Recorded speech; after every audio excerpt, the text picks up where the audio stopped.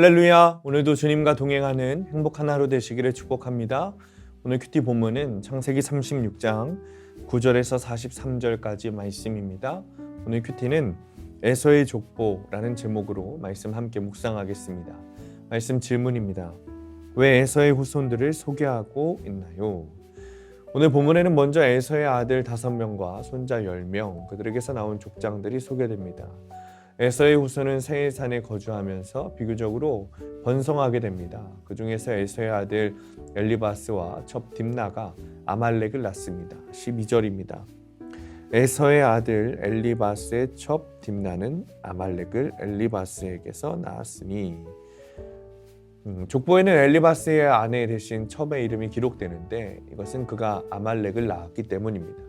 아말렉은 출애굽한 이스라엘과 최초로 전쟁을 벌이고 그들을 괴롭힌 족속으로 이스라엘과는 철천지 원수가 되는 족속입니다.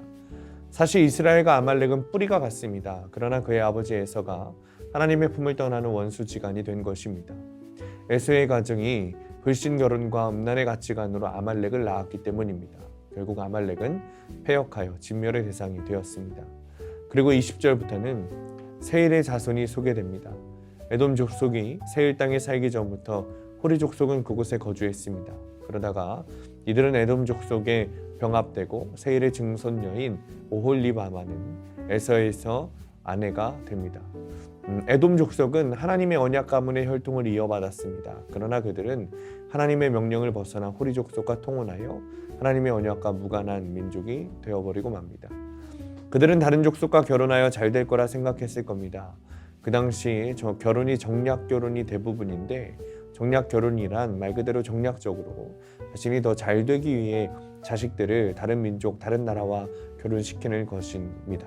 그런데 이들이 세일 땅에서 발견한 것은 고작 온천 하나뿐이었습니다. 또한 돈으로 맺어진 혼인이기 때문에 호리 족속은 에서에게서 모든 것을 빼앗기고 맙니다. 불신 결혼은 우상 숭배와 같고 신앙마저 상실하게 하는 겁니다. 에돔은 이스라엘보다 무려 850년경이나 앞서 왕정을 수립합니다. 그리고 국가 체계를 갖추었습니다. 하지만 그 후손이 한 일은 죽고 대신하여 왕이 되는 일뿐이었습니다. 그들은 진정 한 왕이신 하나님의 통치를 벗어났습니다. 그리고 스스로 왕이 되기를 힘쓴 것입니다. 그러니 야곱은 죄 많은 자신의 인생을 고백해서 결국 하나님의 백성이 되었지만 에서의 족보에서는 그 어떤 죄의 고백도 찾아볼 수가 없습니다. 결국 에서의 족보는 길게 이어지지 못합니다. 에서와 그 후손은 성령으로 시작했다가 육체로 마친 사람들의 대표적인 사람들입니다.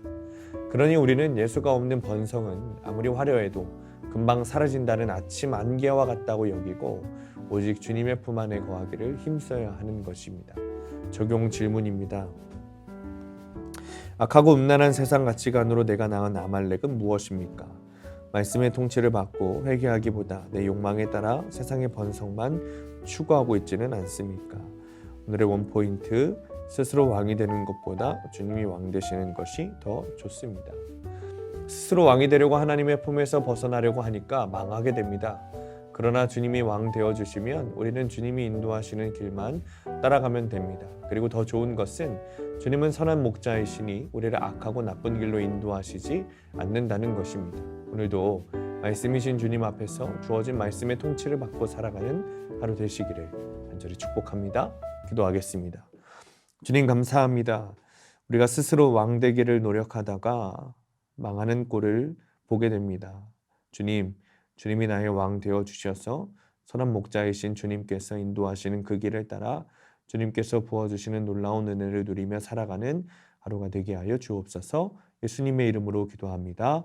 아멘.